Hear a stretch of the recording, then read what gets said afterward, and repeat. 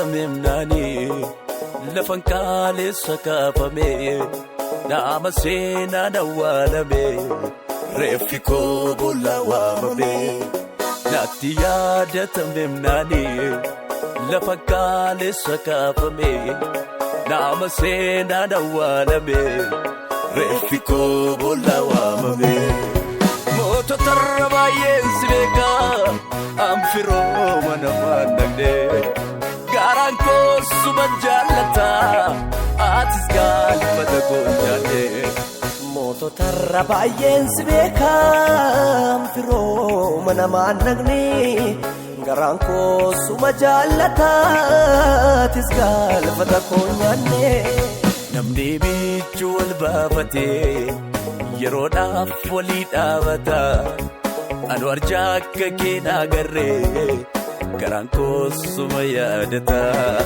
Namni bichuu wal baafatee yeroodhaaf walii dhaabata anu arjaa akka keenaa garree garaan koo suma yaadata.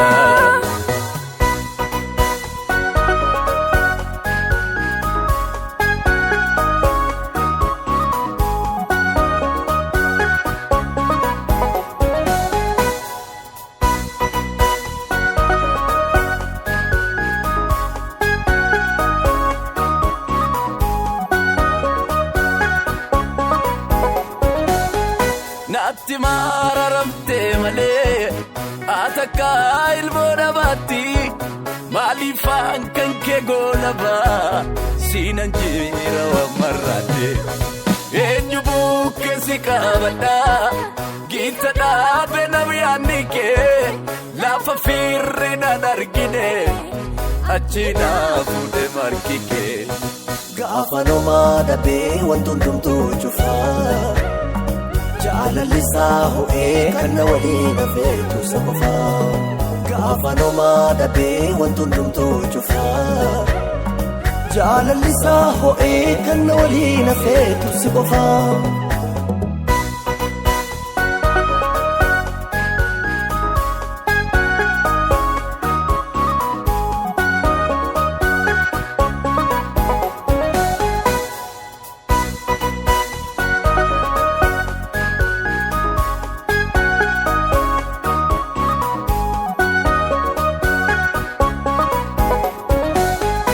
Daandii koo gaggabaabsanii takkuudhaan nanaaf safaru ammi'a harka keen qabaa danda'ee yormatti baru.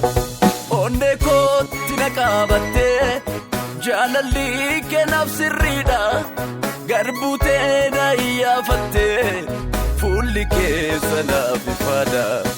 Namni bichuu wal baafatee yeroodhaaf walii dhaabata anu arjaa akka keenaa garree garaan koo suma yaadata. Namni bichuu wal baafatee yeroodhaaf walii dhaabata anu arjaa akka keenaa garree garaan koo suma yaadata.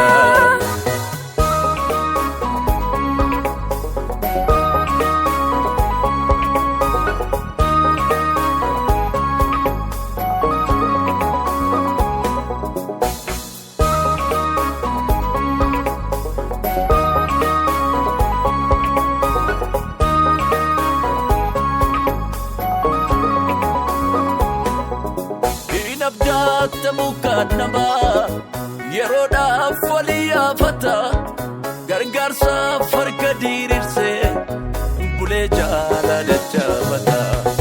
Hidhabdaata mukaan namaa yeroodhaaf walii yaafata gargaarsaaf harka diriirsee bulee jaalala dachabata.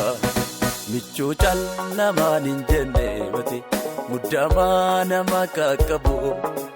Garaan koo si mi'eeffatee ani siif ta'uun dadhaboo iddoo aara galfee namaa lafa liixaa immoo dhabanii firayyaa namaa dirmatu kan akka kee hin argane waa'ee kee fageessee beekaa irra keessa miti ati anaaf abbaa dhugaa koo barada baska besako ansine somar mate